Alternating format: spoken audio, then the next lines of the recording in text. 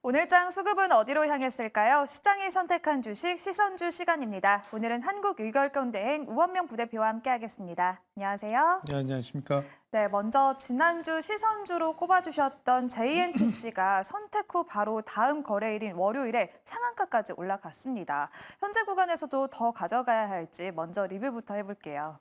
예, 뭐 JNTC가 지난주 금요일 날 말씀을 드렸는데 이제 월요일 날 바로 뭐 상한가를 갔더라고요. 30%가 올랐었는데요. 뭐 그게 조금 조정을 좀 받아서 주가는 다시 또 되돌림 현상 주가 수준까지 내려온 그런 흐름이라고 볼 수가 있겠습니다. 그래서 이 내용은 말씀드린 대로 그 JNTC 같은 경우는 움직이는 이유가 이제 TGV 방식의 유리기판 생산 관련된 부분이겠죠. 그래서 이제 그와 관련해서 실제로 회사에서 이제 생산 라인을 구축하겠다라는 그런 이야기를 했기 때문에 아마도 이런 류의 종목들 같은 경우는 이제 단기적으로 좀 수급적인 이 재료 때문에 좀 몰렸다가 다시 되돌림 현상이 나타났는데 아마도 이 내용에 따라서 조금 진행되는 흐름에 따라서 주가는 계속해서 긍정적으로 반응할 가능성이 높기 때문에 말씀드린 대로 어떤 유리기판, TGV 방식의 유리기판 생산 라인을 구축하는 이런 흐름, 이런 내용들의 어떤 기사를 보시고 아닌 내용들을 좀 봐가면서 보시면 좀 중장기적으로 주가에 좀 반영될 가능성이 높기 때문에 여전히 들고 가보자 이렇게 정리 좀 하겠습니다. 네, 이렇게 보유 의견 주셨고요. 오늘도 혼조세로 마감한 국내 증시의 특징까지 이어서 이야기 나눠보도록 하겠습니다. 오늘 시장 보시면은 뭐 수급적으로 외국인 기관들이 좀 많이 팔고 있죠. 뭐 시간이 지나면서 좀 물량이 좀 늘어나는 흐름인데요. 잘 아시는 것처럼 이제 미국 시장에서 금리나 관련된 부분의 어떤 뭐 물론 이제 물가 관련된 부분에 영향이 크지만 뭐 속도 조절 가능성, 그다음에 이제 국내 같은 경우는 이제 원달러 환율이 좀 많이 올라가는 계속 이런 흐름들, 그리고 이제 정책적인 이슈가 좀 있었죠. 잘 아시는 것처럼 이제 밸류어 프로그램에 대한 어떤 기대감들이 조금 낮아지는 그런 어떤 영향들로 인해서 전체적으로 이제 외국인과 기관들의 물량이 좀 늘어나는 흐름이라고 판단이 되고요.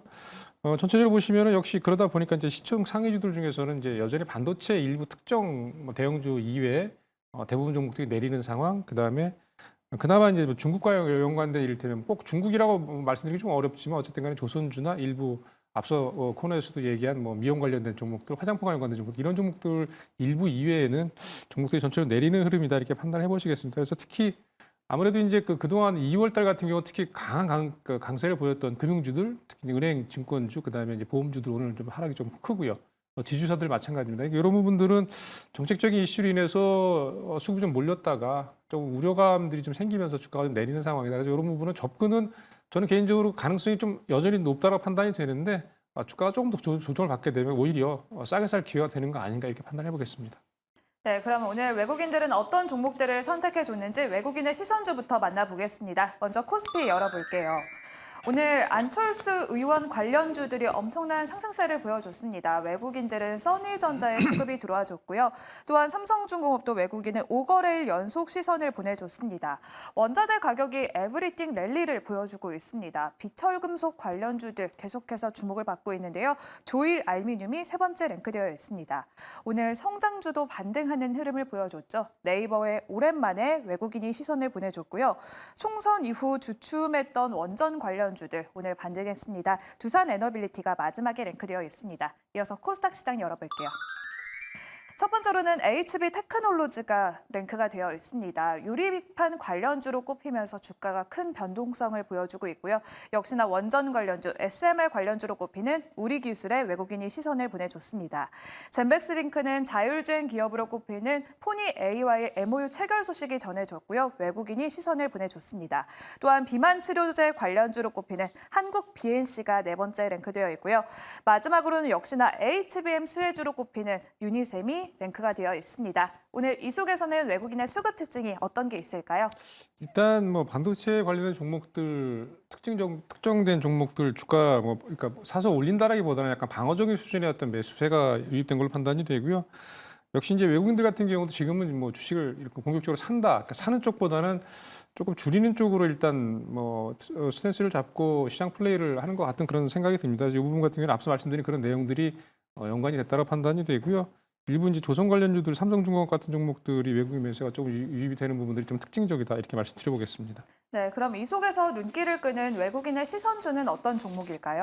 반도체 관련 종목 중에 코스닥에서 오늘 유니셈을 좀 말씀을 드려볼까 하는데요. 유니셈 같은 경우는 이를테면 이제 그 반도체나 디스플레이 장비를 만들 때 가스 정화 장치 스크류버나 아니면 이제 온도 조절 장치 칠러를 이제 전문적으로 생산하는 업체입니다. 사실은 그 유니셈 같은 경우도 작년에 실적이 재작년보다는 좀 떨어졌죠. 왜냐하면 반도체 경기가 안 좋았으니까. 그런 이유 때문에 주가가 좀 빠졌다가 잘 아시는 것처럼 반도체 관련 종목들이 이제 연초 들어서 주가가 올라가면서 같이 조금 동반 상승하는 흐름들로 보여지고 있는데요.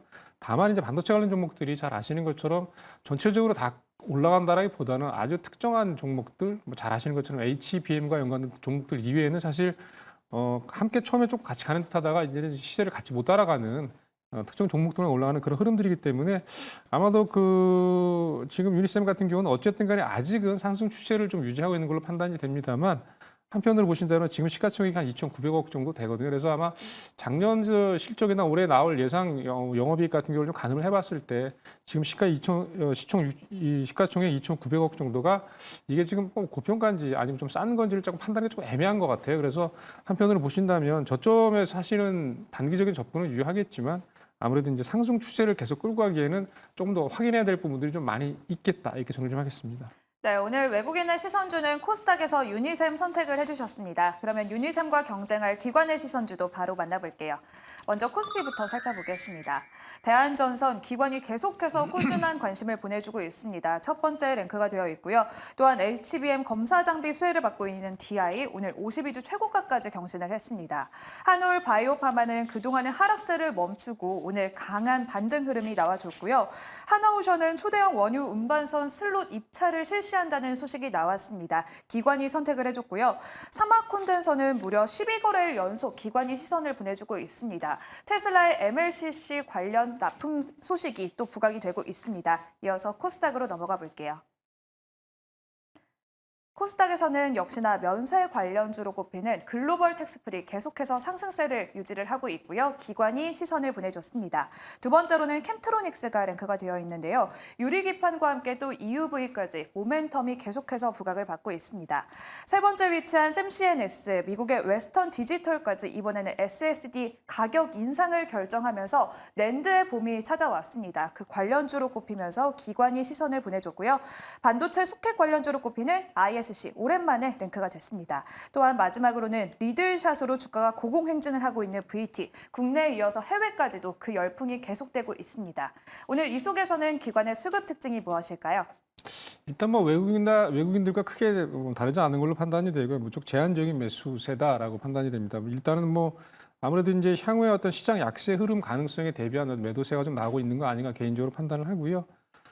다만 이제 사는 종목들을 보시면은 어쨌든 간에 좀 제한적이긴 하지만 실적이 좀 개선될 개연성이 그나마 좀 높은 종목들이나 아니면 이제 주가 부담, 가격 부담이 이렇게 크지 않은 종목들 중심으로 해서 그런 공통되는 부분들이 있는 종목들 중심으로 선별적으로 매수가 좀 들어온 거 아닌가 이렇게 판단해 보겠습니다.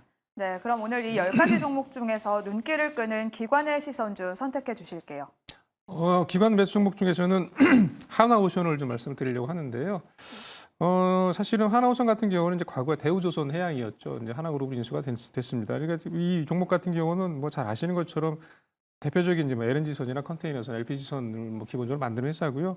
그 이외에 이를테면 잠수함이나 뭐 구축함 같은 이제 방위산업과 연관된 그런 어떤 특수선박을 만드는 업체라고 보시면 될 것 같습니다. 사실은 제가 말씀드리는 이유는 이제 하나오션이 기존의 어떤 전통적인 조선업체로서라기보다는 뒷부분에 말씀드린 이제 잠수함이나 구축함과 연관된 이를테면 방위산업과 연관된 어떤 이런 특수선 선박을 제조하는 이런 부분에 대한 기대감들이 조금 시장에 반영될 가능성이 있는 부분이 있는 것 같아요. 그래서 그와 연관돼서 보시면은 사실 이제 방산 관련주라고 하면 전통적인 종목들이 있죠. 뭐 여러 가지 종목들이 있는데 그와 연관돼서도 조금 같이 보실 그런 부분이 있다고 판단이 되고요.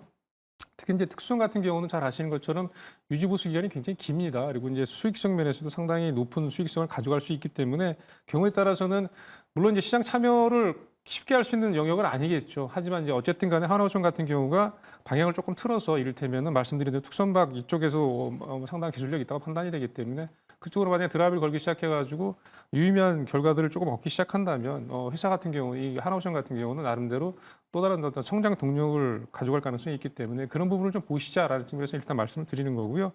마지막으로는 이제 하나그룹의 어떤 그 사업 구조 개편 이런 부분과 맞물려서 물론 이제 어떻게 진행이 될지는 뭐 정확히 아직은 알 수는 없지만 관련해서도 여전히 좀 관심이 필요하다. 그런 맥락에서 오늘 하나오션을 말씀을 드려보겠습니다. 네, 오늘 기관의 시선주는 코스피에서 하나오션 선택해 주셨습니다. 외국인의 시선주는 유니셈이었는데요.